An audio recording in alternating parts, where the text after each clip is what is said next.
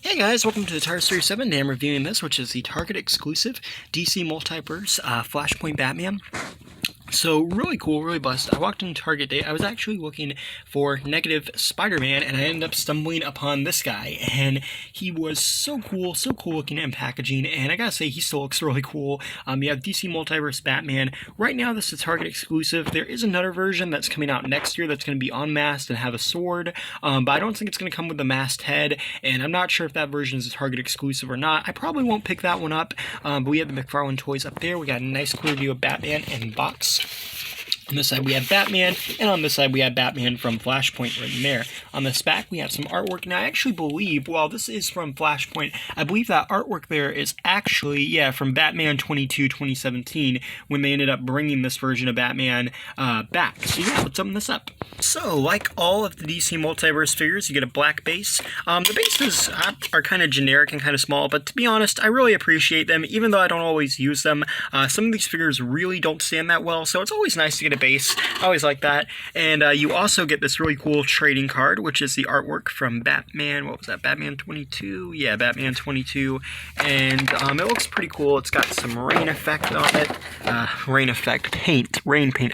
Why am I saying that? Anyways, on the back here, we have a bio for this version of Batman. We have his name, his height, all that stuff on the data file, which is pretty cool. And it basically explains, the Flash went back in time and ended up creating an alternate reality in which things played out a lot differently, and instead of Thomas Wayne and Martha Wayne dying, Bruce Wayne died in the alley, and Thomas ended up becoming Batman, and Martha ended up becoming that world's Joker.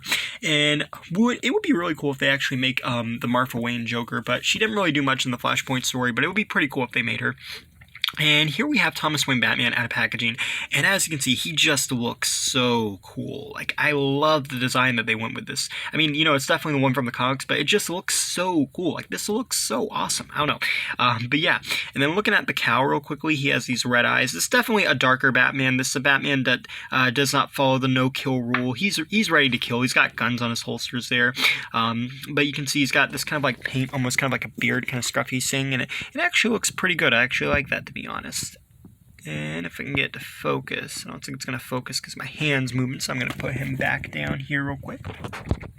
But honestly, this head sculpt almost kind of looks like a Daredevil head sculpt. It just kind of reminds me of that a little bit. He has the shorter bat ears, and moving around the side, not much really going on for the head sculpt, but it is pretty cool. He's got these kind of like shoulder things that rise up here. I'm not really sure, like this obviously iconic to this Batman. Not really sure if they represent something, but I know like it's, every time you see this Batman it has that, so that's pretty cool they included that. I apologize for not really knowing what that is, but I do like how they did the cape here, and I like how it's molded. I think it looks really, really good, and I like how the cape is layered in itself. It just looks really cool, and it's more unique looking. And I will say, I know some people don't like that Todd's doing the plastic capes, but I definitely think out of all the plastic capes, this one is kind of one of the best because it's not like going to the side or anything. It's a straight down pose, so it doesn't look too out of place, like if you just kind of have him standing there or something, or even if you want him in more of an action pose. Then you have the bat emblem, which I really like. It's that giant black emblem on the red dot, and it just looks so cool. Moving down his suit is, it's plastic, but the texture they use, it kind of makes it look not plasticky, and I like that. I like how it has these lines. You have his red bat belt, and then moving his hands up a little bit, you can see his holsters with his guns, which are removable, and I will show those. He can hold those. I like that. I always like when figures have like holsters or stuff for their weapons. I dropped him. And then here we have his gauntlets with the bat wings, and again, it's plasticky, but the way they paint it or something, it just looks really nice, and I really like it. And then moving down, you have the knee pads, and then you have the boots, which look really good. You can see there's also some like cuts in them, almost like, this Batman's definitely been in a fight, and that's exactly how you want this particular version of Batman to look, so that's pretty cool. And let's go over articulation real quick. Batman features a 360 at the head. He can look up and down. He's got 360 arms and swing out the shoulder. It's a little bit hindered due to his cape, but that's not too bad. He has butterfly joints as well. You have a 360 here. Both arms feature double joint elbows, which are nice. I do like that. Kind of a little stiff, so be careful, but they do work. And then you got the hands, which are hinged on those little kind of like ball wrist. And then you got the torso, which moves side to side and can look up and down. So you got some nice movement there. The legs forwards, backwards, outwards, and you have bendability at the knee, it's double jointed elbows, and then the feet move up and down and go side to side, and then he also has the toe articulation, which I like the toe articulation. I know it's kind of debatable, some people like it, some people don't, but I like the toe articulation. And really quickly, I want to show off one of the pistols that you get with this. I think this is pretty cool looking. As you can see, it has this nice kind of like grating here. And it's all black, but it almost looks like they use a silver wash on it. There's some areas where it actually does look silver. But you can actually see they put a hole on there. I haven't seen many guns that actually like put a hole on there. That's pretty cool. You might create a little effect piece out of that. I think sometimes Marvel Legends does that. But maybe that's something they're going to do soon. But yeah, it's not one to focus, but I think that's pretty cool. And anyways, Batman started blasting, and as you can see, it just looks really cool. Obviously, again, this is, Thomas Wayne, and he's a much darker version of Batman. And, just obviously, like, picturing Batman with guns is weird, but, like, for Thomas Wayne, it's kind of not weird. I don't know, it looks pretty cool. And I like the holsters. I like how you can put the guns in the holsters. Every time I see a figure, like, with holsters and the guns, it always makes me think of the last Jason Todd that Mattel did, and how they made the guns stuck in the holsters. I remember a lot of people weren't happy about it. I didn't mind it too much, but I do like to see that Mcfarlane isn't doing that. I think that's pretty cool. And real quickly, let's get a comparison in.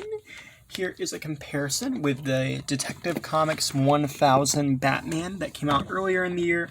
And I think hype-wise, I think they're actually both in a pretty good hype range to each other. And going by the back of their data files, both of these versions of Batman are supposed to be 6'2". And it might be because they're not balanced properly on my sync here. It does look like the 1000 Batman is a little bit taller than the Flashpoint Batman. But either way, I think in terms of like proportions and scale, I do think they're pretty close to each other. And I know there's been complaints about that in this series, but I think for the most part, I think they look pretty good.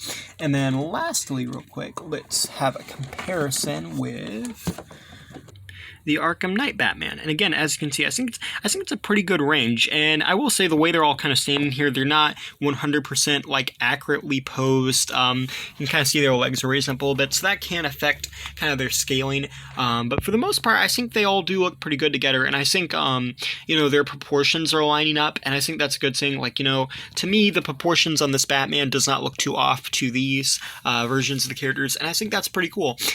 So overall, I think this is a really cool Batman figure. I really like the designs that they did with this. Yeah, it's just pretty neat. I kind of wish they hadn't made it a Target exclusive, because I feel like this is going to be a really popular one, but I have seen my Target had about 4 of these, so it looks like they're coming in as a singular case, so hopefully it'll be easy to get. And yeah, thank you for watching. Please rate, like, and subscribe.